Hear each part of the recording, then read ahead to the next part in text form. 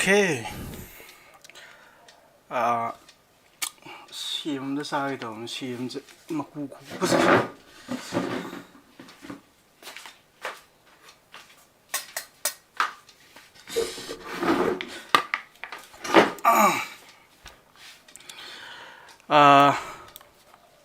Ako ngasi derivative tawdune. Ladi present habiro. Bidasagar la, Jogesh la, Prince la, Zakir la, Benaris, Larissa, Danny, Debika, Bidalaxmi, Boynau, Nires, Susma, Setan, Lemon, B. Rosni. Kanodi, Hialen Lanchin Badika Jakarva. Hialen Lanchin Badi. Ako ngasi tagdo topic yam important oiba topic ko akoi kai matang no ai kan da aina ho jai yebdo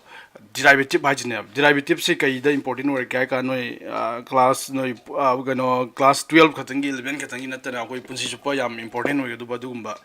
topic ni derivative haije ado derivative ta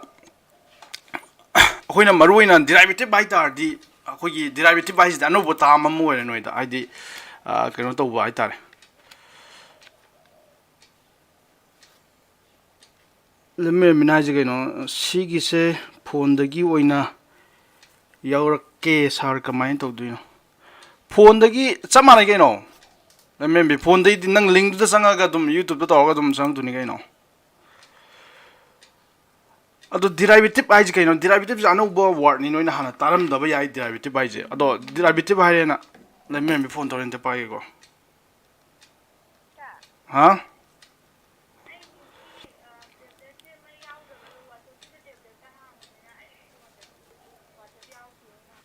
link do link do link do nangi kano personal number thak tu thara di adu natro yani link do phanga di yani ho admai thara nangi kano thara ke uje nangi number da whatsapp number da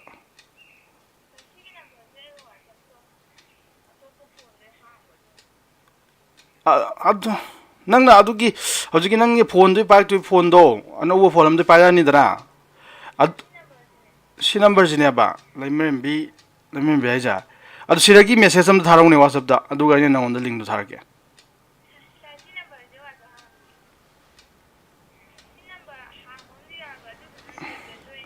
oh adu ina smai tharage kaino da pa si kaino da me kaino message tharage sumne message oin tharage adu ina link adu mai tawage dum pa ne thamko ako ngasi dak duije sorry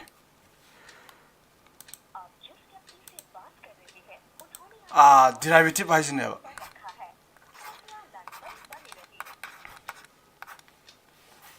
sorry can also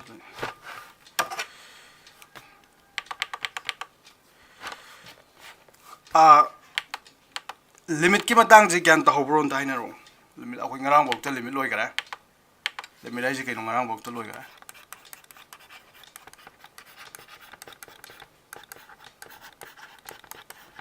ngasi dak je derivative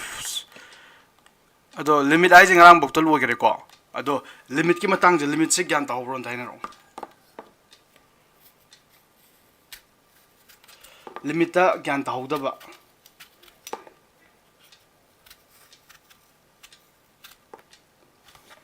keno lemem begin ta keno tha gi da yaro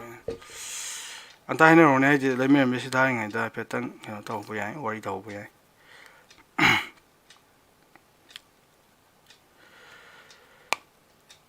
susma lu yaro limit lu da mi da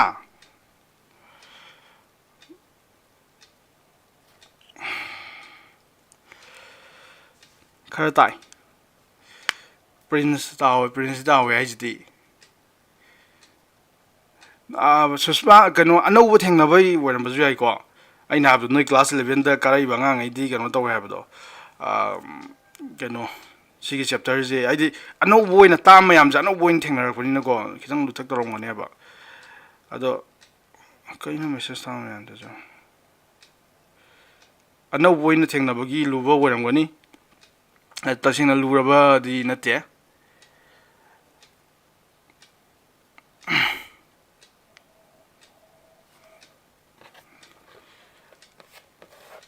ꯑꯩꯅꯁꯨ ꯈꯤꯇꯪ ꯊꯨꯅ ꯇꯥꯛꯑꯦꯀꯣ ꯍꯥꯏꯗꯤ ꯀꯣꯔꯁꯁꯤ NDA course ꯑꯣꯏꯕꯅꯤꯅ ꯑꯩꯈꯣꯏꯒꯤ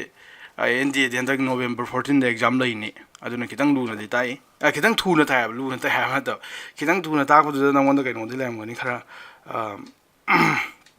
kara wa di waram ngani ado yong Avinash laba Avinash warning no phangram ni ko warning ani sugram ni Avinash se homework ma kano tawde ma homework phajana check tawde adagi magi partner gi homework phajana check tawde ado ai ngarang noida update tawgido kano partner wise discussion ni matang da nang kaino gi mata nang gi number of warning do 3 over matam da ai kaino tawgani ko ablis thengi da warning of number of warning the 3 over matam da ai kaino tawni kick out tawni ko ado no permanently kick out tawduni ko amona kaino rejoin tawgi ai tuition da mon rejoin tawgi request ai accept tawri ko sim da ai na ba do ai thawai yaw ba satrana te dei tak te ba thawai yaw da ba satra thok tha gi dei taw ba kaino ado noina karigumba kaino leitar di problem leitar di sarsi problem lei re na mangjong na hawo dum ne ba class yaw da boi tawre adagi no homework su phajana check tawdre na pung manga am khagi mawang da taw haibne adu phajana check tawdre adudi aingonda feel tawre kari feel tawr ga kanda si satra je kamaina like tak tu no jine ba ina khali je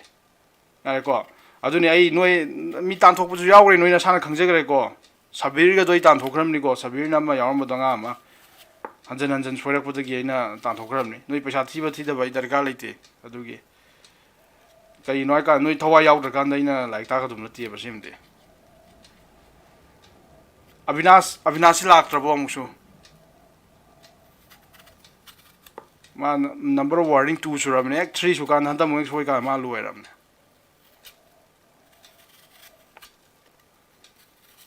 le mem bi yarabo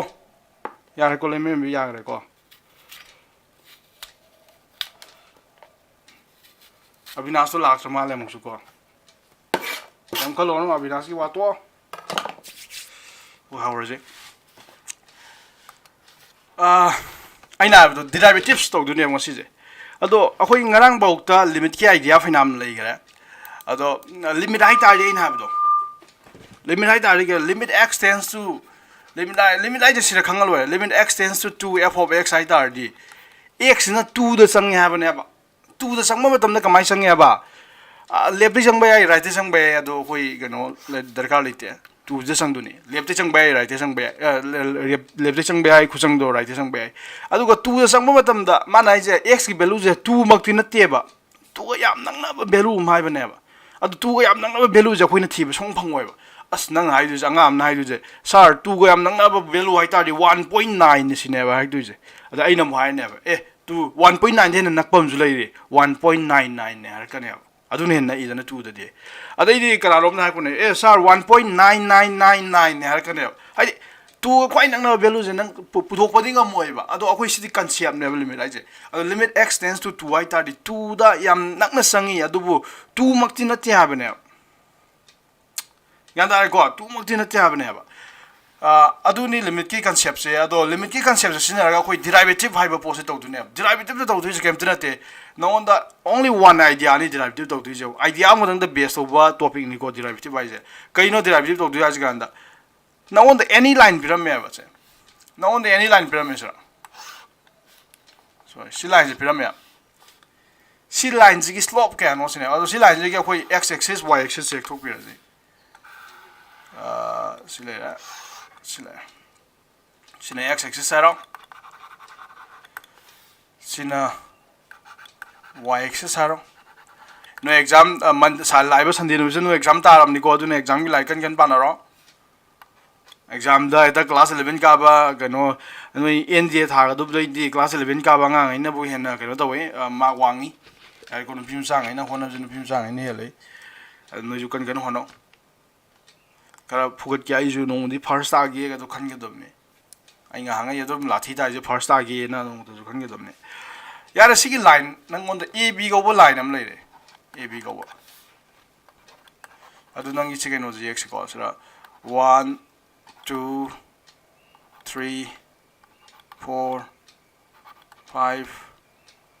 6 7 8 1 2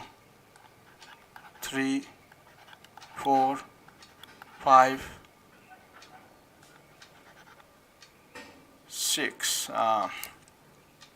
6 6 6 7 si lei nang line je yar ko nang line ab si lei re sira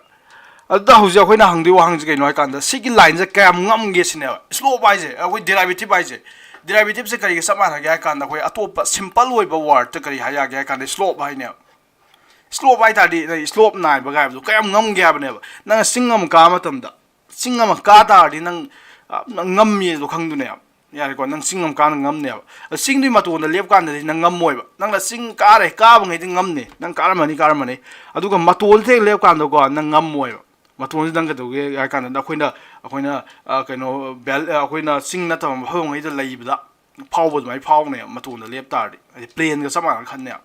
adu ga sing je kumdarak ba matam da di nang yeng da ne ba yung difference sing ka ma thang da nang yeng khat ne ba ha bi slope lai ne ba ngam slope bai ta di slope lai bai ta di ngam me slope yam sau bai ta di ngam ba adu sing ma to ne ga nang ga do ne ba slope 0 ta ne ba ya ko adu ga sing kumda ka ne nang ga do ne ba slope to ga do ne ba handara ne ba slope to lai ra roi ba ya ko slope lai bai ta di ga do ba nang slope to positive oi ba ne sing ga bai je positive oi ni adu ma to na lai ta di ga do ba nang slope am ta lai tre adu da na 0 slope 0 ni nang ma to na lai kan da ya ko adu kumdarak ba matam da di slope to 0 de ju he ne pick crab ne Picthagram ne kumda di slope like trap ne like train na lo ka ne ka khat badi le lo ne adu kumda di like trail lo ne ba adu na slope to khoi negative ne ha ga ne ya ko adu gi slope ge idea adu ne khoi sa ta tu je adu mathematically ka mai to express to ke khoi limit season ka mai to express to ke adu ne khoi ne du je adu ho je khoi na derivative ta di puthok tu je ke dor ba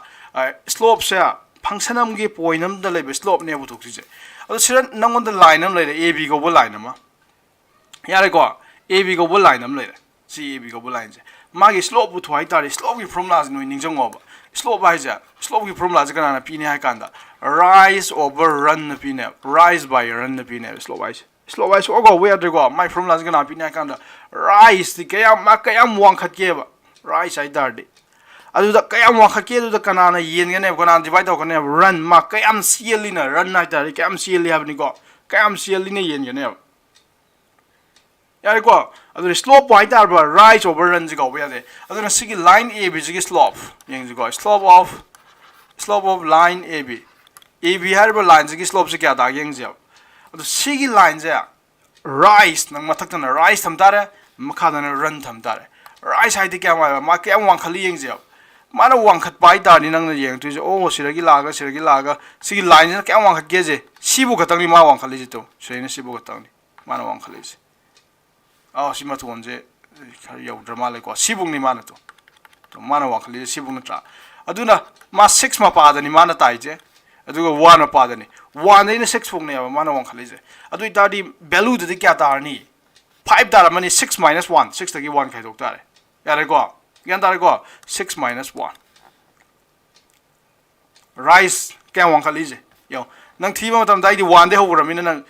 khai dok ta re 6 ta gi 1 khai dok ta ri si 5 manung jong to kya 1 2 3 4 5 ma manga wang khale rise kya no kan manga ne ba 6 minus 1 lai ado run night da cam cn ge have ne ma cam cn ge ji to ma wang khat pai de ma wang khat ma cam cn ge ma kha de cam cn ge have ne ma selak tu je siragi sum siragi hora ni sum selak tu je ga da bu cn ge ne sa ga da bu cn ge si bu cn ge ne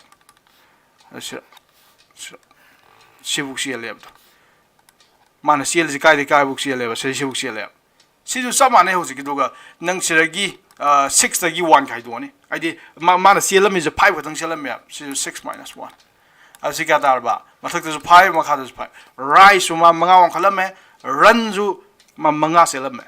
adu ita de hoi ang ka de si divide or ga thana 1 tare aduna sigi line a b slope se 1 ta ga ne nang thazra ga ma yeng ji ko si ga idea thazra ga na line na ma ta khana je ba yo je line si khana je ne se si line je khana je ne se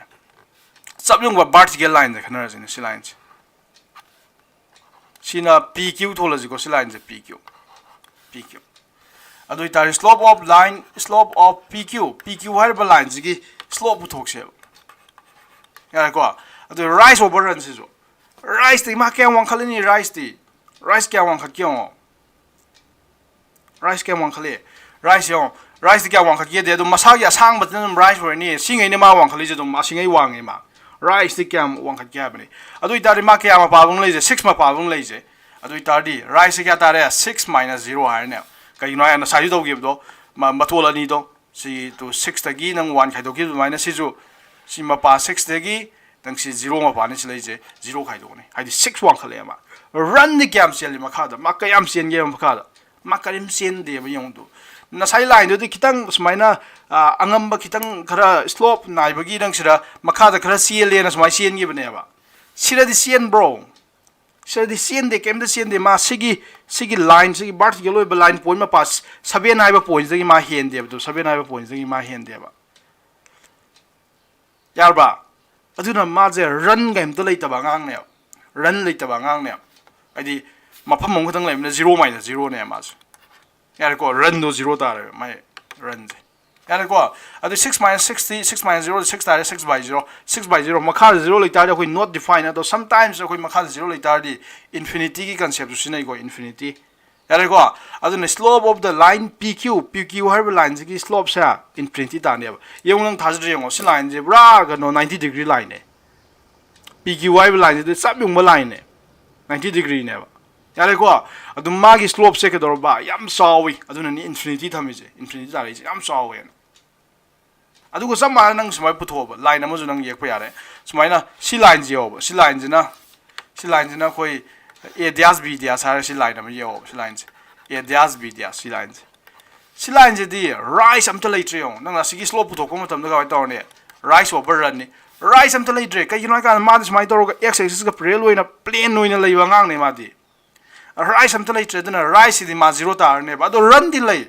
दि मा सेलिजे सिरैना सिबुक सियन बनि तो अदुइ 1 दैना 6 पो अदुइ ता run मंगा सेले 6 minus 1 यार को खाइदोगा अदुइ तार सि 0 by 5 ते 0 तारे अदुना सिगी line a dash B dash की स्लोप से क्या ताइ बा 0 ताने बा चुम्मे असि लाइन फ्लैट होइबा लाइन जु नंग स्लोप ले हाइगा दने स्लोप 0 ने हार कने बा यार बा स्लोप अमत लेते 0 ने ना सिगान दा स्लोप क्या आइडिया सिगान दा ओवर सिबो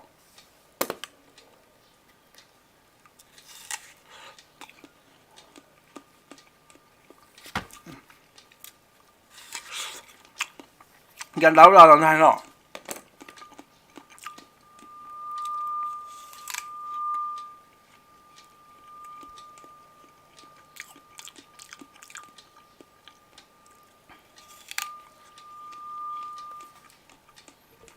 tay quá lôi chạy tức là đi lại với tiếp bài phong thầm nó ngóng ngay đi lại với tiếp hai ta đi nâng cái hai đồ bà ôi slope này xí gì khăn như vậy अदो दिराइ bit बदि हेन अखोइ हेन खितंग complex रोइसने खै दौरने का नंग function या जा सिना कने बा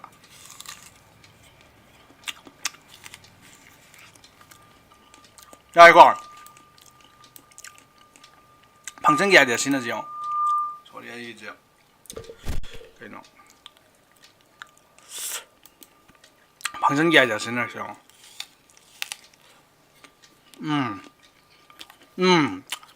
bar nai ja suma bar nai jo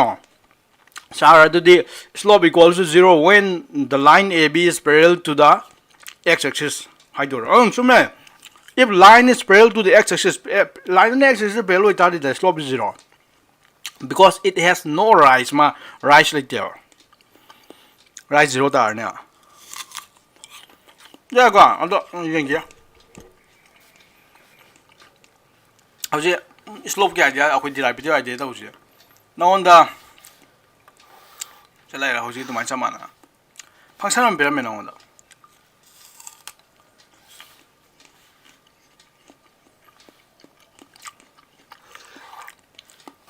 सी फंक्शन पिरामिड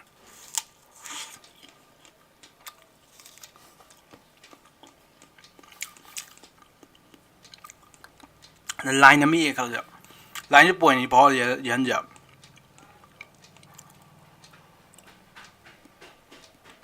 लाइन में ये खा जा मा पॉइंट नहीं पावे सी पॉइंट जी मा सी पॉइंट जी मा यार को पॉइंट नहीं पावे को अजू दा हुई तो कंसेप्शन सी पॉइंट जे ना C point J x sorry C go point ne hare khala jab C go point adu itadi C gi point jai kari ni haiwe agya kanda mangon da C da gi khara sala leba point hatra aduna C plus ai sai gya sira kanam da yaning da bale moida ai nang sum la kana C tien wan ba tien oi tari mangon da khitang chatlaga angang C gi point mathang point jai du ne aduna ai C plus ai sai gya ai sina kana no ai kanda nang khara sal tuido sei si buk sa tuido ai sai gya sei si buk se nang ai sa tu ne adu ai sai gya adu ai stop select tari C plus ai jina songi mathang gi point jai du ne yaning bor sibo yaning ko adu itardi nangi sigi point na C woigra mina sigi value je kya war kana kana sigi value ja f of C war kana ba kai ngon f of C war tu ja nangi sigi black yang ang je function du ne sigi black yang ang je karma function f of x ai ba nang any function am piram me si karba ma aina black te je any function am ni ko function ai dari ka ai ge nang x square f of x equals to x square ro x square function je mai graph ka mai to ge nang smai ye ne smai to draw ai function ko ni mo graph lai ni f of x equals to sin x ai tar di sin function de na ai do smai na la ni yar ko ko ni function yang ta ki do f of x equals to mod x ai tar di ma gi function do ka mai to ni sa smai na ye tum ma tom b shape to gi do adu mai na function ai tar di ma gi graph ma dum thok dum ne ba aduna aina silo is any random function ne f of x ai sin 1 by cos 1 by adu magi graph se asigi black na yi je curve fighter function ne any nang na graph em ka da curve ma dum pi ga ne ba curve ti khara kon ba du gum ba figure graph ai bani ko curve fighter di graph ne tem tan te adu nang f of x hai ba matam da tu sigi function je pi re tu sigi function aina black ti si function je pi re si ero ga batai je yare ko sim ya re nang sim ya ne adu itardi nang na C haiba point da sigi C haiba point da nang gi sigi point sigi C haiba point si point ne sigi point da function gi value do kaya no hai tardi y ne y axis da lagi tumni kari gi no aina nang gi x axis is ne x axis ne sino y axis ne aina ai do y axis se kai ga samana ya ba y axis haiba ga y ga f of x ka samana ni nang khan ga tumne ha do adun y axis na traga si f of x axis has we ai ba yare ko ai nang na x axis the value low bo khudingi y axis ta natraga na f of x the my value corresponding value dum ta du ne kai noi kan da nang si graph ye ob se si graph ye ba ko si graph ye kuma tam da sira 1 hai ro sira 0 hai ro 1 hai ro sira 2 hai ro 3 hai ro 4 hai ro sira na 1 hai ro 2 hai ro 3 hai ro lagi 4 hai ro smai sum jakhre ko adu yang sigi curve na sai black sina na sai smai na som jina sina black sina curve to itu ne yare ko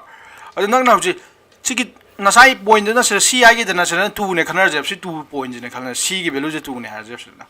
nang na 2 hai ba point je ta ye yang ne se 2 hai ba point nang na si ma pa je sira ta re ko 2 hai ba point je tu sira ta re ma pa mu di tang choi ne 2 hai ba point je lai adu 2 hai ba point je 4 ma pa ta je adu na si 4 ma pa je kari ko ga kan f of 2 go ya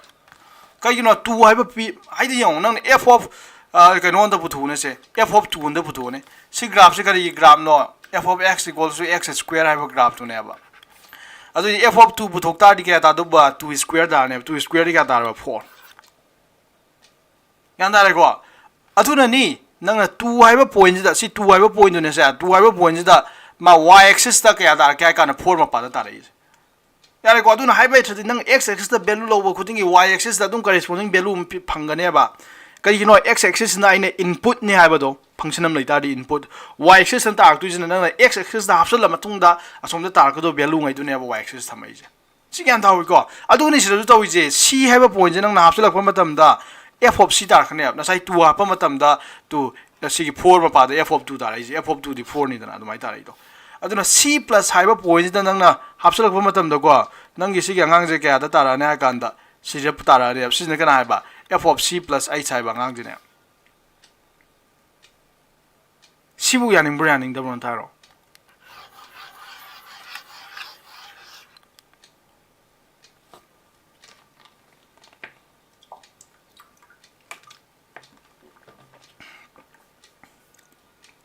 Dinero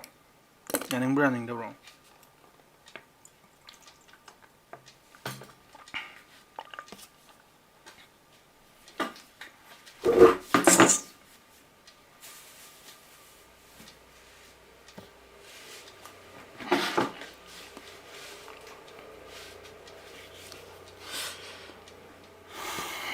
tadi kano alignment bedo hosi puslak pa yade derivative ka differentiation derivative by differentiation either the process to ni derivative by the value to ni kaim khena de process to na differentiation yani ko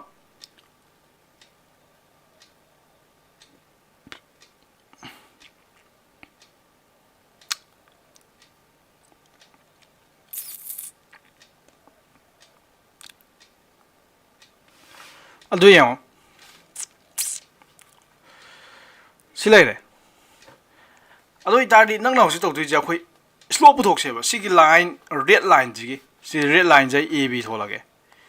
ab haiba line ji slope puthok se slope of line ab haiba line ji slope puthok se aine slope ki keno je rise over run na yebdo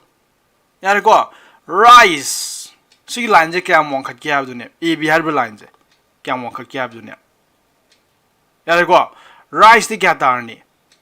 rise ti kya wang kya ABI nang kya wang kya nang thirani oh sir A dai na B bu ki line je khatang ni nang khana duije aina ABI tar si line je khatang ni ko A dai na B bu ki si line je khatang ni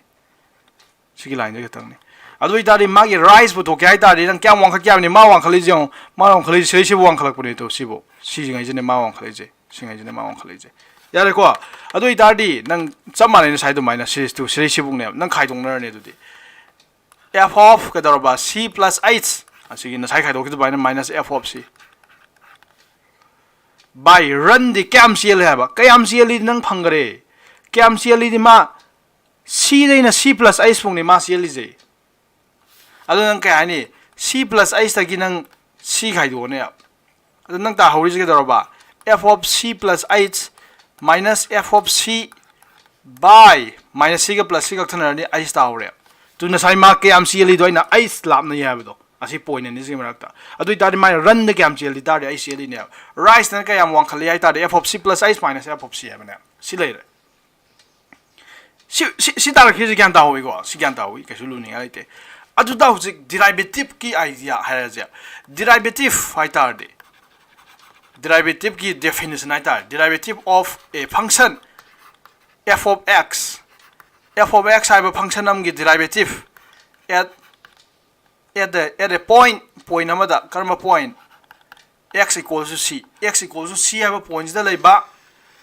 function nam gi derivative hai tar di kari no hai kan da is the slope sija ke darba derivative by tar di slope to ne ba aina derivative by tar di atopa wahi the slope atopa samsam wahi the slope hai ba do is the slope to ne ba of the tangent du ki slope to ne ba tangent hai tar di si line ji ab have line je tangent du ki slope ne ba kaida of the tangent to the curve nangi curve by tar di function do to the function ai ro do to the function nangi function du gi karam function na f of x ai function du gi at x equals to c aina hai je ai definition p je kari gi no si gi definition ni ko derivative hai tar ba of a function f of x nang the function am pyramid curve am function like that the curve ne khalo ko ina black to ye khirje graph to function ji derivative at a point x equals to c x na c we bam pham da to c hai ba point ji da leiba derivative se kadino function ji derivative kai no kan is the slope kayam ngam mi du ne ba karamba of the tangent du gi of the function at x equals to c x na c we bam pham du da leiba tangent du gi slope ne adu c na derivative oigara koina ujda puthoi bangang derivative oigara woi roiba c di kana no c angang di line ab hari bangang ji kine ba line ab hari bangang ji bu tangent law nate akoi slope the derivative hai ta de dor ba slope of the tangent du slope ne ba adu akoi na puthokris di kai no sir puthokris di kai no line ab gi slope ne ab hari ba line ji slope ne yare ko ab hari ba line ji bu nang tangent ne hai do tangent de khoi kari hai gi ba tangent hai tar di only one single point am gadang power sing balai du boy bani ado sigi line a b jina di point ke power sing point ani a hai ba point jiga b hai ba point jiga ma power sing ya yandar ba a hai ba point jiga b hai ba point jiga power sing ado ma je tangent na te akuina derivative ki definition ka ba derivative by tar di x equal mana pyramid ba point x equal to c hai ba point du da tangent moina singba lei dugi slope tu ne slope bai tar ju tangent gi slope ne adoi tar di nong da hosi lai concept se oh si ja akhina pa ma mi po to angang do na treba yare ko slope to na treba tangent dugi na tiaba si di ka gi na line a b ji gi ne adoi tar na hosi khalai je oh line a b ji kamai tor tangent semak tu no ba yare ko sirani limit ki idea sinak tu je nang na kari gumba si ice size se lamna gri je si point a da ina b buk ta kayam sien gri je ice na sien gim na tro si ice na lamna gim na tro nang na ice yam pick pa value na tha tar ice yam pick pa value if you make ice tends to 0 ice tends to 0 yare ko yam pick pa value tha tar ba yo nang na ice yong sum sum pixel ne nang na ice sum sum pixel ga da kya to yam phajaba topic na ko si topic se nang na ice sum sum pixel ba aise sum pixel tari seragi sum handalo swai bo handalo adui tari nang tangent do asmai le embadagi line do asmai le em de smai tawrani yong aise sum pixel amani tu sel tu khara pixel ya adui mathang da mong nang na mo khara ong pixel tari smai sum pixel tu ne tu aise sum pixel ya yare ko sum lak podagi aise pixel ani last nang karam ba line thengna ne ha ka anda sigi line je thengna ne tu sigi line si green da yake ko sigi line karam ba line ha ka anda sigi point je khatang phaw ba line ma thengna ka ne nang aise sum pixel bo dingi Gan da bro I say am gap layer mini ko ma bai ni a ga b ga merakta nang na I say 10 to 0 I say 0 da tha tar ba yam 0 mak thina ta ba da I say am pick pa 0 ga mana ma singa ma adu sum pisala ga dro ba nang gi a ga b ga ba point ni ja conside to gi ne ba di amana ma gi mathak ta tasala ka ne direct bu di tasala go I na 10 to 0 hai da mina I na 10 to 0 hai ba ni na 0 mak thina ta ba ni na 0 mak oi ta di ani mak lon jana du ni ado 0 da thara ku ne 0 10 su thara ku ne aduna nang a ga b ga ba point ne je yam nang na ka ne ba hore yarba adoi tardi sigi line je nang na adumaina semba matam da di sigi line je ga dor ne sigi line je sumai chakra ne sigi line je chakra ne ba adoi tardi sigi line je ga dor ba point c hai ba sigi c hai ba point da katang phau ba lai boi ra ne hai ba thadi na sai a b je sigi function f of x da point ni de phau ma ne ba a ga b ga ba point da ado hojik di is na tends to 0 tha ba matam da c hai ba point a hai ba point da katang phau ra ne ba x na c hai ba point da katang chakra ne adu itari nang ma slope boy roi do aduna c zidi sira khoina phangi zidi ga dorba line point ani do phawba line du slope ne adu da nang na ga dorba sa nang na sigi slope ni ko si slope ne de nang yaning gram ni line f line zigi slope ne de nang yaning gram ni se karam line gi a b have line zigi adu nang na limit am tang hapsalak pasira extra am khadang hapsalai je limit I tends to 0 ne nang na hapak ma tam da ko wall ware limit I tends to 0 na taklo hapsalak ma tam da nangi sigi kanagi slope da gre ba tangent line du slope da gre adu ne khoina pa me je kador ba tangent line di slope kador ba ina give do to the slope right the slope of the tangent du slope to the function at x equals c have do c mak na pi ra ne akhoi hoji phangi ba sigi angang ji mak na pi ra ne yare ko adu duna c je bu kari go gi kan da derivative of a function at x equals c go web derivative adu derivative hai taring si go ba yadra derivative the definition plus definition from la ga ni je go ba de definition nai je ga do ba derivative function of derivative x equals c have matam da c have point je lai ba function du gi tangent do yare ko tangent du yak piro adu ga tangent do kai to web ba tangent du gi slope tu ne tangent gi slope si khang do point du da leba aduga magi formula na kana no pi ga do limit I tends to 0 f of x I re c I ga do ni I'm sorry for this f of c plus h minus f of c asina rise to ni by h na yen do ne h na run ma ka am c li have do na rise na f of c plus h minus c by run di h na yela c na nangi derivative to ne si formula ni bha ya de derivative sa koi symbol oina sang sang na derivative ba wai je ya da mina derivative ba je symbol oina smai nei f dash of xi sinai je nang gi function x to gi derivative ne ba yare ko aduga sira x equals to c haram ngoni ko makha da kai no makha de ai c hai ba point de x na c hai ba point c point da ni ko sai khanai ja c hai ba point da ka dor ba c hai ba point da nang gi derivative gi value hai ne bhai de slope ki tangent du gi slope ki value hai ne natraga to ba symbol na jui nei nang f of x mai thamani jana aduga sira d by dx hai ba si derivative bai ni with respect to x si ju samane symbol gi wani ko si de aduga x equals to c si samane सिना जे C हाइबा पॉइंट दुदा नंगी कदरबा नंगी function f of x हाइबा curve नंगी फंक्शन दुगी डेरिवेटिव तो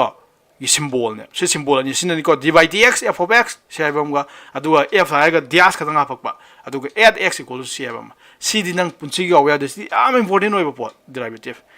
c खंग खंग दबरन ताइनरो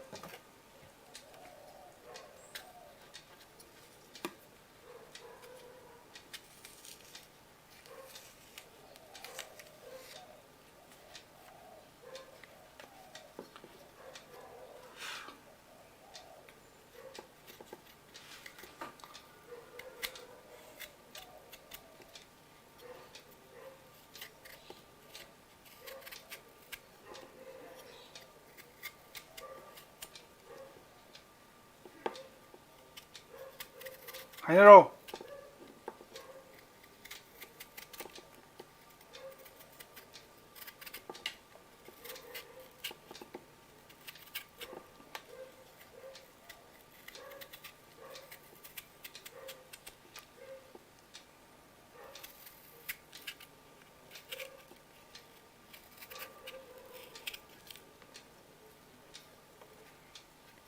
तैदी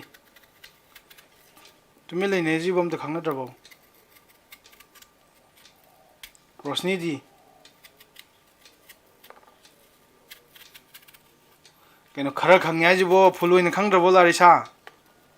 अदगी लेमे में खरा खरा खंगे जी वो फुल इन खंग ट्रो कदाई मतंग ज्ञान तादरी नो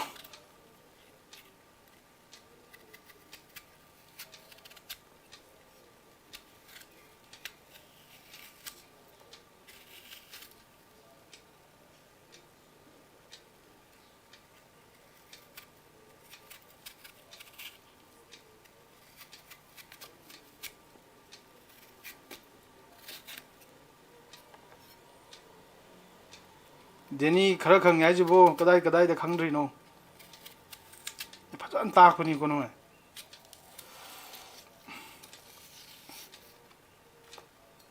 कदाई खंग नो लेमे बिहारो कदाई दनो नो ज्ञान ताद्री जी वो देनी हारो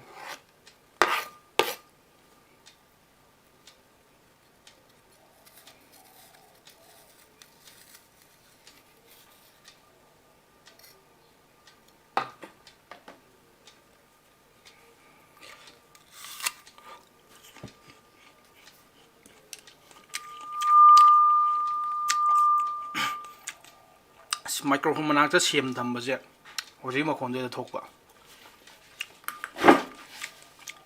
माइक्रोफोन की हिस साउंड है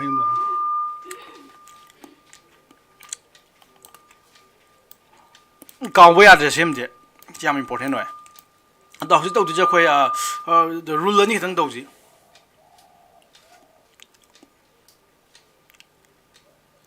रूल अनी खतंग तौजी कई रूल प्रोडक्ट रूल है मा याम इम्पोर्टेंट होइबा रूल ने प्रोडक्ट रूल है मा प्रोडक्ट रूल नत्रगा लिपनिस रूल है को लिप li b लिप nit लिपनिस रूल जाइने को अदो इसम समना प्रोडक्ट रूल है तुम या पोने प्रोडक्ट रूल है मा अनि सुब द क्वेश्चन रूल है मा प्रोडक्ट आई ताडी पुरिना बाय बनी क्वेश्चन आई ताडी कइनो ये ना बाय बनी को क्वेश्चन आई ताडी p by q की फॉर्म द लई बाय बनी यार को प्रोडक्ट आई तारी के दौर बा पुरीना बाय बनी क्वेश्चन आई तारी कनो तौना बाय बनी डिवाइड तौना बाय बनी अदो प्रोडक्ट रूल ना हाइजे केम तने नंग डेरिवेटिव जो फंक्शन अनी की पुरीना बो ओइना लेम तारी कमाई तौनी सिने सो द डेरिवेटिव आई तारी हाइ करे d by dx हाइ करे जो सिंबल d by dx हाइ करे अदुगा नंगी मनुंग द को f of x खदंग लेम द्रबा नसाइदि फंक्शन अम खदंगी डेरिवेटिव ने फंक्शन अनी लेसलम बा g of x का समाइना f of x g of x लेसलम तार बंग के तौनी सिने सिना जे प्रोडक्ट रूल ना जे फंक्शन नि जे पुरिना लेम तारबा f सिना फर्स्ट फंक्शन नि g जन सेकंड फंक्शन नि फर्स्ट फंक्शन दम्बिरो फर्स्ट फंक्शन दी f of x first function दम्बिरो into derivative of the second function नंग सेकंड फंक्शन दो डेरिवेटिव तो बियो प्रोडक्ट रूल ना जे अदो प्लस थम्बिरो सेकंड नसाइ तो इजना फर्स्ट फंक्शन जे फ्री दे थमगा सेकंड फंक्शन जे डेरिवेटिव तो बनी को फर्स्ट फंक्शन सोखि दे अदुना सेकंड फंक्शन ने सोखरि दो डेरिवेटिव तो गिदो अदुना डेरिवेटिव तो गिबा सेकंड फंक्शन तो फ्री दे मुक थम्बिरो अदुगा मथंग नगे दरबा फर्स्ट फंक्शन नसाइ डेरिवेटिव तो गिदो दो मुक तो बियो सिलोरे सिरा प्रोडक्ट रूल नाइज प्रोडक्ट रूल नाइजे प्रोडक्ट हाइरमिजे हाइदि फंक्शन अनि पुरी न लेमे एफ का जिगा अदु का द करी रूल सिनने हाबने असि रूल सिनने हामी इचम चम रूल निको अदु मथंग दन के दरबा क्वेश्चन रूल दन के दरबा फंक्शन नि जे पुरी न बै फॉर्म द सॉरी पुरी न बै फॉर्म द लेम माइनस लेके डिवाइडेड बाय फॉर्म द लेम तारबा एफ बाय माइ जी ऑफ एक्स माइ लेम तारबा कमाइ तौने सिना यारबा सिददि कई दरखने हाकांदा नंग सिजिगा चप मारैबा यार को सिजिगा चप मानै अदु करी खेना तुनो हाकांदा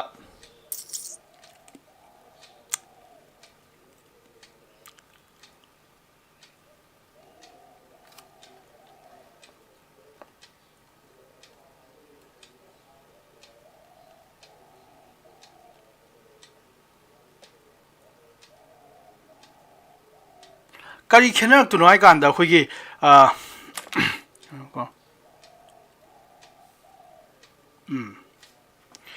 कई खेना तुनो हाकांदा यंगजको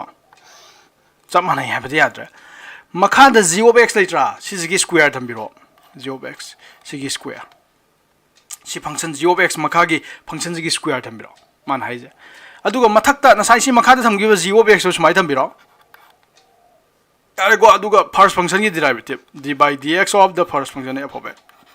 अइना सब माना है तो मथक से खग मानबनी को अदु प्लस थमको तो माइनस थमाने अदुगा नसाई फर्स्ट फंक्शन से डेरिवेटिव तौगरे को सिरा अदु फर्स्ट फंक्शन डेरिवेटिव तौदबि थमानी सिरा नसाई तो माना f of x थमाने अदुगा सेकंड फंक्शन की डेरिवेटिव सी हाइदार यार को सिरदि मखादा g of x whole square आक पर माइनस आबक पा अदुगा नसाई f of x into derivative of g of x आबिन Sirna g of x ने हाना हलागा f of x की डेरिवेटिव लॉ पस माइना क्वेश्चन रूल का कइनो का प्रोडक्ट रूल सी रूल नि फादा यादे अदुगा थ्योरम अमग तौगनी रूल अहम माइ तारे अहम सुपर रूल द कना कांदा d by dx of derivative of polynomial function आई तादी इसमाइ से 3x square plus 5x plus 7 गाना सुगुम द polynomial function का वे हाबदो quadratic polynomial ने से आई डिग्री 2 वे बगी डिग्री सिरा हाईएस्ट पावर 3 वे दा cubic polynomial का हाबदो अदु नंग सिरा समाइना any थमा में खलाजी x to power n लेर में खलाजी x to power n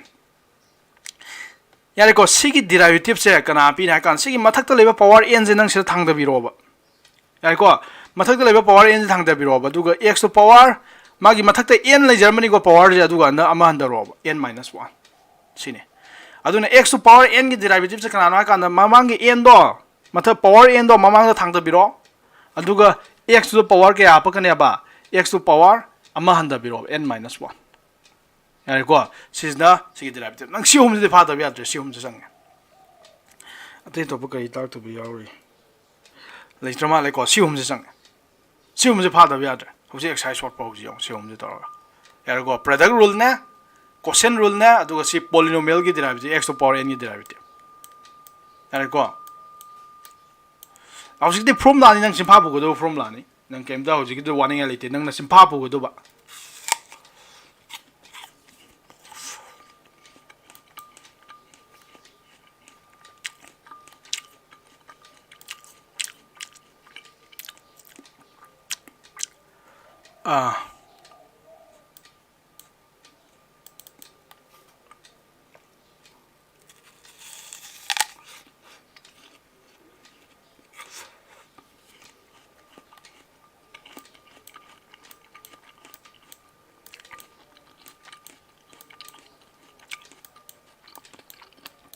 exercise रोबि तौजे मिन 10 मुक्ते खतंग मिन 30 कुन मुक्ते खतंग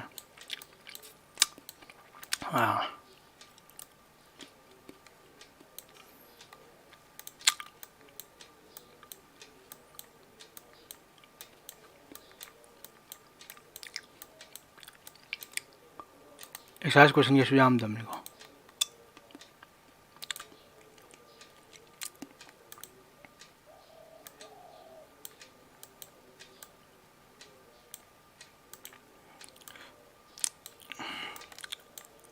कलर होसी अगसु लुबनते 13.2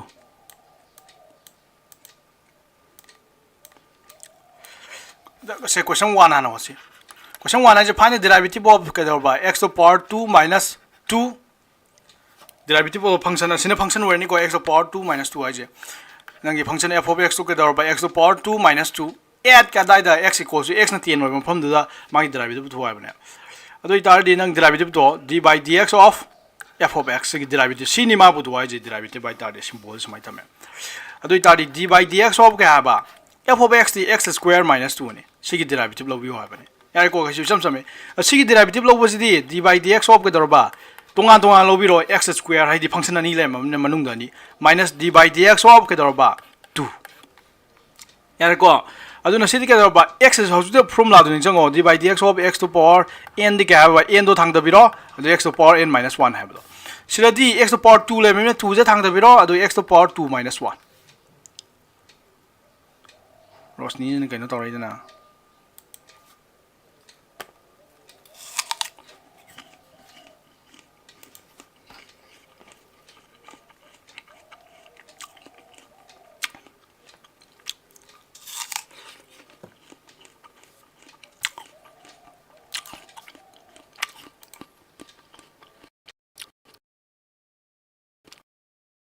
Zango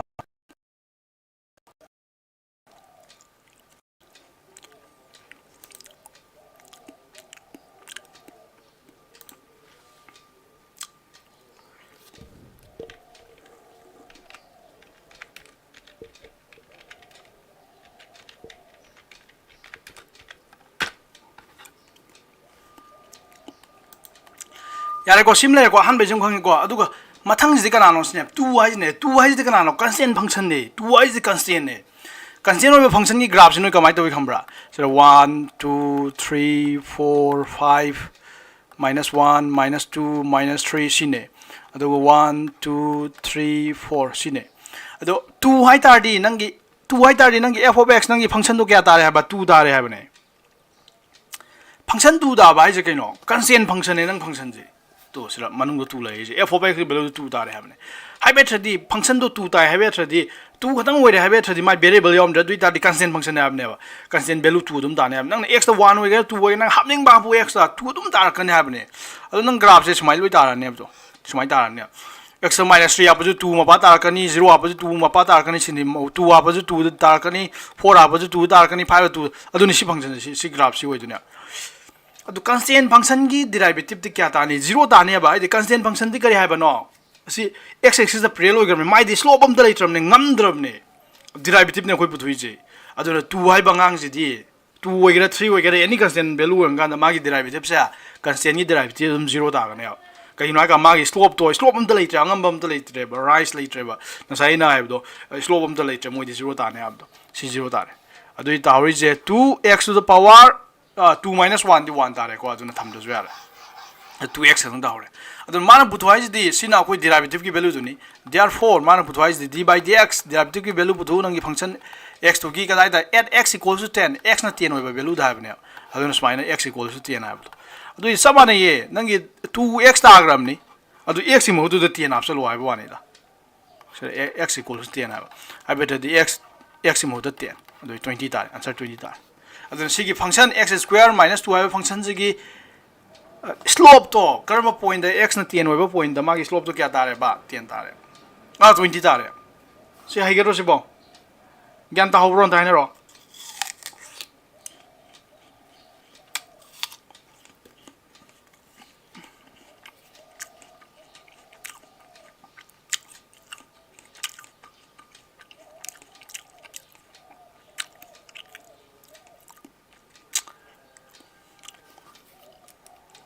Atay di ta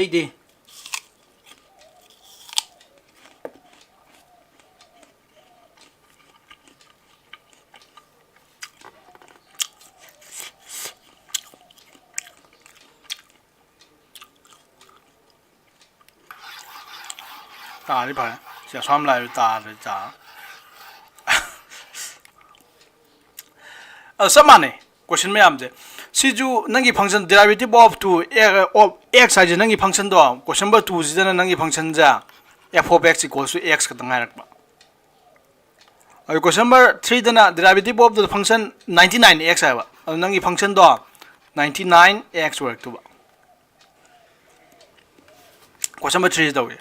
question number 3 derivative of the function ꯅꯪꯒꯤ function ꯗꯣ f of x equals to kya ꯇꯥꯔꯕ 99x at the point x equals to 100x 100 ꯑꯣꯏꯕ point ꯍꯥꯏꯕꯅꯦ ꯑꯗꯨ d by dx of f of x ꯊꯝꯃꯅꯤ d by dx of ꯀꯩꯗꯧꯔꯕ 99x ꯑꯗꯨ 99 ꯁꯤꯗꯤ ꯃꯃꯥꯡꯗ ꯂꯩꯕ ꯄꯣꯠꯅꯤ ꯁꯨꯃꯥꯏꯅ ꯃꯃꯥꯡꯗ ꯍꯦꯛꯇ ꯂꯩꯔꯝ ꯇꯥꯔꯕ ꯉꯁꯥꯏꯗꯨꯗꯤ ꯀꯟꯁꯇꯦꯟꯇꯣ ꯄ꯭ꯂꯁ ꯑꯣꯏꯕꯒꯤ ꯇꯣꯉꯥꯟ ꯇꯧꯔꯛꯄꯅꯤꯀꯣ ꯁꯤꯗꯤ ꯄꯨꯏꯅꯔ ꯃꯃꯥꯡꯗ ꯂꯩꯔꯝꯕꯅꯦ ꯑꯁꯤꯗꯤ ꯅꯪ ꯁꯨꯃꯥꯏꯅ 99 ꯑꯗꯨꯝ ꯊꯝꯕꯤꯔꯣ ꯃꯃꯥꯡꯗ ꯄꯨꯊꯣꯔꯛꯀꯅꯦꯕ ꯃꯃꯥꯡꯗ ꯀꯟꯁꯇꯦꯟ 5 ꯂꯩꯔꯝ ꯇꯥꯔꯗꯤ 5 ꯃꯃꯥꯡ ꯄꯨꯊꯣꯔꯛꯀꯅꯦꯕ d by dx of x ꯁꯤꯗꯤ ꯀꯌꯥ ꯇꯥꯔꯕ 99 ꯁꯤꯁꯦ ꯅꯪ ꯁꯨꯃꯥꯏꯅ ꯍꯥꯏꯕꯁꯨ ꯌꯥꯏꯀꯣ x to power 1 ꯅꯦ ꯁꯤ x to power 1 ꯅꯦ ꯍꯥꯏꯕ ꯌꯥꯏ x to power Roshni यारबो x to power 1 है अदुई तारी 1 थमनी सी फॉर्मूला से पाला x to power 1 minus 1 अदुई 1 x to power 0 x to power 0 दी 1 अदुई 1 तावरे सी वैल्यू से 1 ताई अदु नत्रग नंग स्वाई खन बजु है मथक तजु d लेरे मखा दी कखन रे मथक दे x लाइ मखा x लाइ कखन रे अदु 1 ताई हबजु है को 99 into 1 99 into 1 दी क्या तार बा 99 तार यार को अदु माने पुथवाई तार दे derivative d by dx of the by f of x is derivative put at x equals to 100 x 100 from that adu magi answer is the kya ba x have potom the out treba constant tar khram neba aduna 99 adum tar ne na sai di x arom bagi x mo ta so lakne si di answer to x out train aduna adum sam ta jar ne x 100 wegera 200 wegera x value do man 100 to put ne do 100 to 99 tani anywhere 99 tani adune question ba kano cha as question 4 na je find the derivative of the function सी function में हमें derivative पुथवा है बने को और अमनी दम होसे शुरू दमिला यों सीजना यों क्वेश्चन नंबर 2 जे रोमान नंबर 2 जे होमवर्क होई दुनी को रोमान नंबर 2 जे क्वेश्चन 4 गे ना सी कमाई तोरो होल कने आका अंदर f of x तो कमाई बिरंबा x minus 1 x minus 2 ना बिरंद्रा ना दु दिसरा इरा लाय नंग होरिन डेरिवेटिव लो का अंदर सी हापक तुनी ना सी मनुंग जे सादो लोइरे असिदि सादोक्ता x into x x square अदुई तारदी क्या तारे से minus 3x तारमनी अदुगा plus 2 तारमनी से सादोगा अदु सी डेरिवेटिव लो तोंगा लो बिरनी नंग x square की डेरिवेटिव लो बिराई लाई minus अदुगा 3x की डेरिवेटिव लो बजु इराई लाई रे 3x की डेरिवेटिव यारे को 3x की डेरिवेटिव plus 2 की डेरिवेटिव कांस्टेंट की डेरिवेटिव 0 तारनी से अदुगा इराई लाई पुथुगा गांदाई को सा स्वाय मथंग लो तार क्वेश्चन नंबर 3 रोमान नंबर 2 जे होमवर्क ने अदुगा रोमान नंबर 3 और 4 के जे इमान माने कहिनो इमान माने हाइजा मबाइनी जे नंगी न साइ क्वेश्चन रूल पालक तुनेबा आई अमा खतम होके को रोमान नंबर 3 जे नोय होमवर्क तौरो रोमान नंबर 3 जे होमवर्क तौरो नोय रोमान 3 जे होमवर्क ने कहिनो या रोमान नंबर 4 के मानेबा रोमान 4 हाइज नंगी f of x तो के आपिरमा बा x plus 1 गा x minus 1 गा ने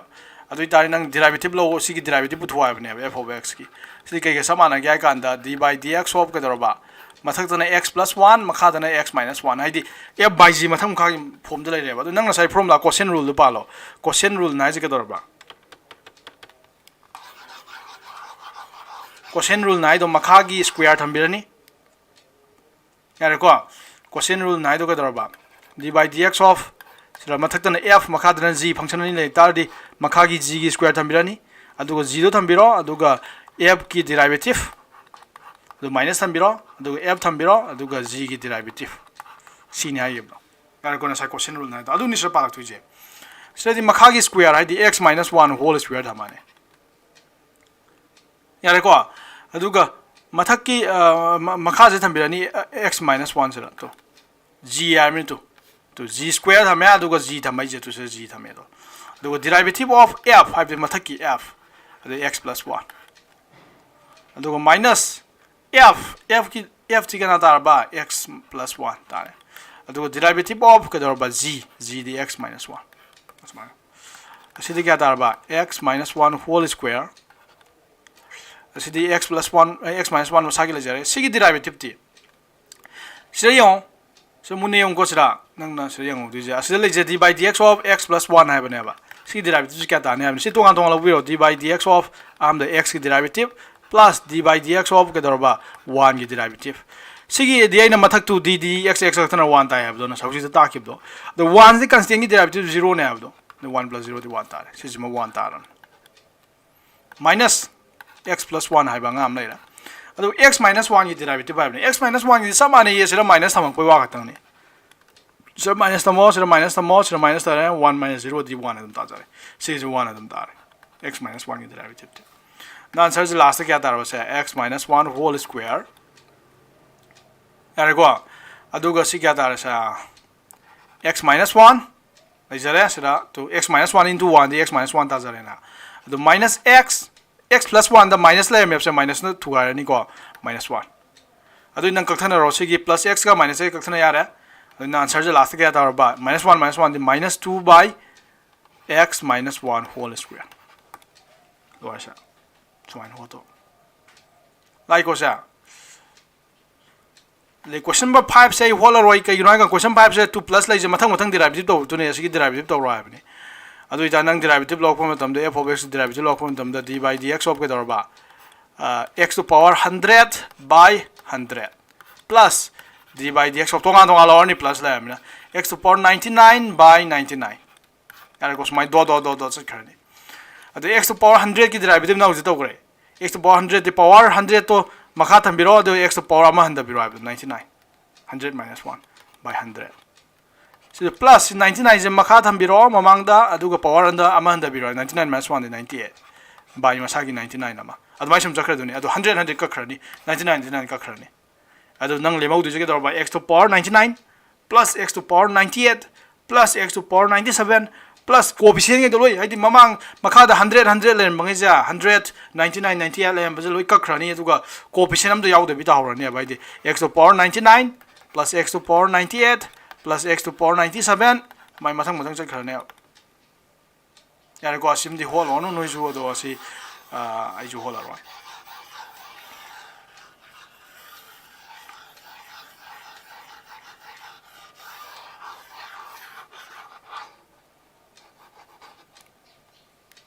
ko next question ama ni yengse ado la sala je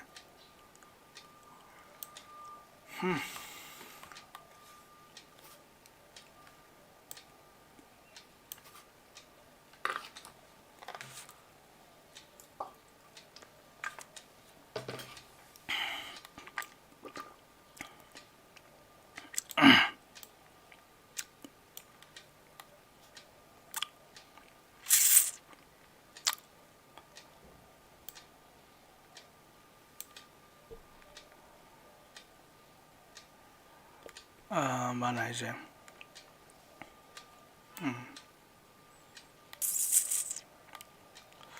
question number 6 है question number 6 जो सब माना है question number 6 है वो लंगे से टू ना लंगे question number 6 है जे find the derivative of this है सी function से derivative तो है ना है d by dx of नंग बुतों तुझे x to power n plus a x to power n minus 1 plus a to power 2 x to power n minus 2 है बने और plus dot से क्या बोलना a to the power n minus 1 x n minus 1 x plus a to power n सी की derivative तो है बने और बुतों भी रह गए ना सी की derivative जो मथंग तो भी रहनी तो कितने छाम गया को oops सी derivative जो मथंग तो भी रहनी तो कितने छाम गया x to the power n की derivative जो क्या था हार में x to power n ना ये derivative जो मथंग पाला नहीं है बा यार को derivative जो मथंग पाला नहीं अदुग सिर ले sorry हम द ले के दौर बा x to power n है बा x to power n की derivative जो क्या था है ये भाई ना x to power n की derivative थी n मथंग की power n थम बिरो अदु x to power n minus 1 है बस यार को अदुग plus लाइब की सिर plus लाइब की plus थम बिरो नहीं तो e is the constant ना तुम थम बिरो नहीं को अदुग x to power n minus 1 की derivative यार को x to power n minus 1 की derivative ना सही तो पाला नहीं x to power n की derivative क्या था है बा n x to power n minus 1 था है बा अदुग सब माना ना हो जितो होती है के दौर बा से d by dx of x to power n minus 1 की derivative x to power n minus सी की power तो थम बिरो n minus 1 अदुग x to power अमा हंदा बिरो बा x minus 1 minus 1 लानी अदि अमा हंदा minus 2 लाने minus 1 लेम तो minus 2 लाने power अमा हंदा बिरो है बा अदुना से के दौर बा n minus 1 मथा की पावर से n minus 1 थोला ने तो x to power n minus 2 ना थोला ने तो प्लस से a square दिस ले रहा तो a से जो x to power n minus 2 की जो सब माने ये n minus 2 जे थंबिरनी अदो पावर मा हंदा बिरो n minus 2 दे मा हंदा दी n minus 3 अदो माइ सब माने अदो प्लस डॉट असुम लाखपना kadai bu lakani second last ki torjiko asum lakpuna si yangang ji book torjiko adudi sidi kya ta do plus a to power n minus 1 aduga a to power n minus 1 adum thambi ji keno a to power n minus 1 is constant ne coefficient ne mamang do bonus the constant ne nang to bu de yaw roi adu nang to du ji x ki derivative katang yaw re adu x ki derivative de ne kai hai ge sidi 1 ta have do kakthana ga loina ba asine 1 ta ga tham da su ya re sigi de yare ko a to the power n minus 1 into 1 the plus last is the a to power n derivative by d by dx of a to power n is the constant have do constant की derivative तो क्या आता है कि बस 0 आता है तो उसी 0 आता है तो थम दर जो आ रहे से 0 दी plus 0 दी हाफ जो आए ना अजो नंग तावरी से plus पुलो लोग हो यार तो सिलो चला शिबु तावर से लोअर आंसर स्लोअर हमने कोई नहीं लाइक हो सा स्लो बंग करना ते को yung ngasi ahan ba khangtak da ga khangwor ba nang kitang lu bodi form ba ai ko do ke sulu ba ka na te silai ra ado question number 6 to mai lai ga question number 7 ja nang si gi ahan ba je kai pala kani sa irai lai sai do mai nai hai gi do asi derivative bu thwa ba ne se nang bu thwa ne si thugai ra ni ase x minus 1 ga x minus b ga nang product rule pala ju ai ko sa aduna tab je thugai do ju ai smina d by dx of ke dorba x into x the x square tare aduga si x into minus b the minus bx tare aduga a minus a into x the minus ax tare thugai ro aduga plus a b tare adu si gi d by dx of kya tare ba sa x square sorry derivative lo tho ya re se derivative lo tho samana ko ji ki duga ka shu yam lu na te dx x square derivative twice x tare ka you know 2 puthore aduga 2 power man da wab do twice x aduga sidi minus b is the constant nang derivative lo bu ya ro roi adu nang derivative lo du ji x ka tang ni x derivative 1 ta ya do 1 tare adu nang tham da ju ya re minus minus a ju tham bi ni constant ni na adu x derivative 1 ya do ya re ko aduga plus a b derivative 0 ne a b derivative constant ni na a b 0 ne adu adu tham da ju ya re adu lo re se rang ka यार को derivative hot पनि को अदु नंग सि SIM मानना इन साइ hot के सि x minus a x minus b ना साइ क्वेश्चन hot खिब दो क्वेश्चन रूल पाला इन hot खिब दो कर्म क्वेश्चन हो किबा क्वेश्चन नंबर क्या नो मथक मखा इन hot खिब दो अमा यार को अदु सब माने से क्वेश्चन रूल पालो असि जो आइदि न sign x minus 2 by x minus 1 ल कनो ओइ बने sign x minus 2 x minus 1 अदु माइ ओइ बने बा अदु 2 1 दु a b नो थोरक पाने सब माने यान दाइ को अदु question number 8 question number 8 se ju adum imaloi manara matani da question number 8 su nang question rule palak tu ni ya question number 8 se torgum ji adagi question number 9 gi mayam ju sama holak tu ni question number 9 gi jai se ame to ho se question number 9 gi se roman number 4 je to ho se Roman number 6 है तो उसे question line d by dx of idea अमतंग है ये दिलो याब ने 2 by x plus 1 है बना ट्रा minus x square by 3x minus 1 है बना ट्रा सीधी लाइ रे नंग डेरिवेटिव लोग दिसे के तो d by dx of 2 by x minus 1 low runny minus d by dx of के तो x square minus 3x minus 1 है बम लो रनी अदु इदाल सी क्वेश्चन रूल बालनी है डेरिवेटिव मथंग खा दो बिदो क्वेश्चन रूल नाइ तो मखा की square थंबिरो aduga asi makha se thambiro aduga mathak ki derivative lobiro 2 do minus nasai derivative to gido 2 do thambiro aduga makha gi jemu derivative lobiro minus si yu samane hojiga 3x minus 1 si gi square thambiro aduga 3x minus 1 thambiro aduga x square gi derivative lobiro adu minus sin nasai derivative to gido x square do mu tham derivative to gi x square tham mani aduga into araga d by dx of 3x minus 1 adu mai to hotone यार को नंग सानो होट पति खर तम से दारे प्रैक्टिस कर दो दारे सी लोइना बाइनो होला या पोंते ओ x plus 1 होय जने सॉरी x plus 1 यार को समाइना साना खर तम दारे अदे सिगे जेना साना थुगारगा सी पावर जे मथंग मथंग कानै ना सी थुगारगा मथंग मथंग होला यारे सी जो मथंग मथंग ब्रेक से थुगारगा अदो last but not the least आई होमवर्क अमो पेरंगनी को याम इंपोर्टेंट होय बपोरा माइ तारे trigonometric function akoi taruk lei taruk mak til loi taw roisira are ko adu class 12 ta na sana ju practice su ka sanga aduga hojik taw thuja sine function ki derivative buthu sine. What is the derivative of sine function? Yare ko how to discuss about what is the derivative of sine function.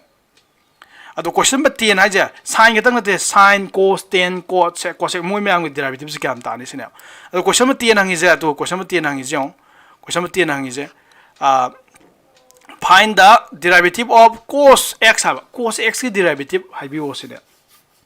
Cos x ki derivative adu ta ai na yeb do me am nei gra sine ki nang derivative ai de puthu ai je mana puthu ai je question ba 10 da puthu ai je ke dor ba d by dx of ke dor ba cos x ki derivative puthu ai bne se ki value kya ta ni sine. Adu ta de ko ho la yeng ji ko si ho la yeng ji si ho la yeng ji adu ta de ko formula do sine ta re derivative ki formula de kai no nang han formula do kai no siong when a derivative first principle mana first principle like that when a humble sin give formula do kari formula smaina limit derivative ki f ds of x derivative ki formula ki aine ba limit x tends to I tends to 0 na sai to give do limit I tends to 0 f of c plus h minus f of c by kedor ba h sai give do yara ko c ai give ne ado c gi mo ta nang x hapa ju ai ko c na kang na ba point ni x hapa ju ai so limit I tends to 0 f of x plus h minus f of x by h na sai c ai mo ta point do x ai po c ai po point do khina sai kai da logi x sai logi na tro du na c gi mo ta x ma ju ko su kai di ko si de mai ta ni c is the first principle mai je to wa sam ti ndai do find the derivative of cos x you from the first principle c is na ga to wa ne ado I tar to je se ado I tar di nang asi sina tar di nang gi sigi derivative ai di so derivative d by dx of cos x ki derivative putho hai bne si kya tar ga kanda limit har ni I tends to 0 hai ni yare ko adu f of x plus h hai bne ba do mathak ta f of x plus h hai bne adu nang gi function ji kana no f of x equals to cos x hai function do ni ko nang on da pyramid ja adu ko minus f of x hai bne by h yare ko si the limit I tends to 0 adu nang na hu thirek tu ja f of x plus h se kya lage je f of x hai kan da cos x ta gam na tro f of rosni hai kan da cos rosni hai to ne ba yar ko f of sira larisa f of l hai re khala je ba cos l hai to ne ba yar ko f of tomba je cos tomba hai to ne adu f of x plus hai x plus h hai na cos x plus h hai kan ne minus f of x de do masama cos x ta re na yare ko se makada h yare ko the limit ni hum da ga ji ni hum ne yar ni I'm sorry silo sala lu ore of course ado itar di limit I tends to 0 mathak sti kana tare cos x plus h ti nang formula khang ngani cos x plus h ti cos a plus b ki formula khangi ko khangé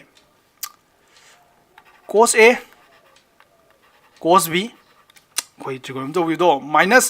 plus la me minus la ni sin a sin b minus cos x kau trigonoy by h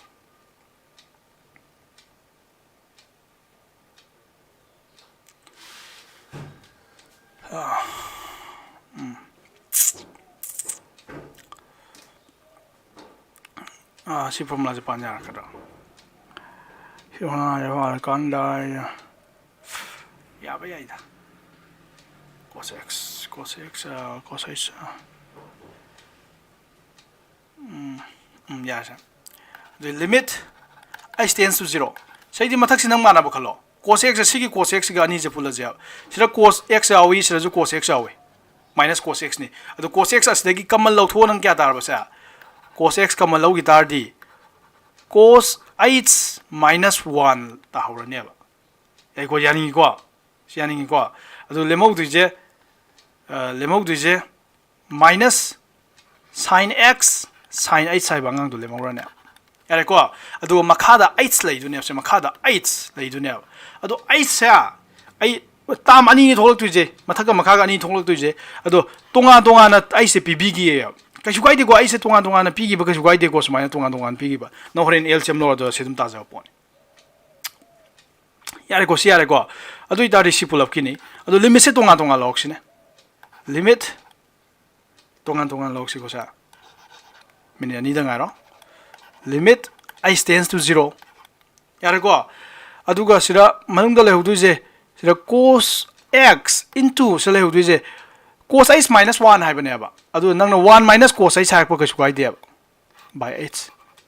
आइना अब 2 minus 5 है बजे 5 minus 2 है तारी के है कनी 2 minus 5 ती क्या ताई है बा minus 3 ताई 5 minus 2 ती क्या ताई बा 3 ताई अदु खेने जे minus तक खेने रखने बनी जे अदु 2 minus 5 लेन बदन नंगना 5 minus 2 ऑन थोड़ा क्या तारी ममांग द minus न पुइना ने अब अदु minus न पुइना अब शिरो इन पुइना र गया पुल अप तो पुइना बनी ना यारे को अदु को minus की minus हम ले जबगी लिमिट तो तोंगा तोंगा लौरे नि पुल अप की लेन बदो I tends to 0 अदु क्या तार बसे sin x into sin x by 8 सिग्यान ताई को सिबुक त यारे को सिबुक समम नम लेट्रे अदु इतारदी नंग सिरा लिमिट से केदोनो लिमिट से आइस ता डिपेंड दो लिमिट ने भाई आइस की वैल्यू जे 0 दा सललु हाइब लिमिट ने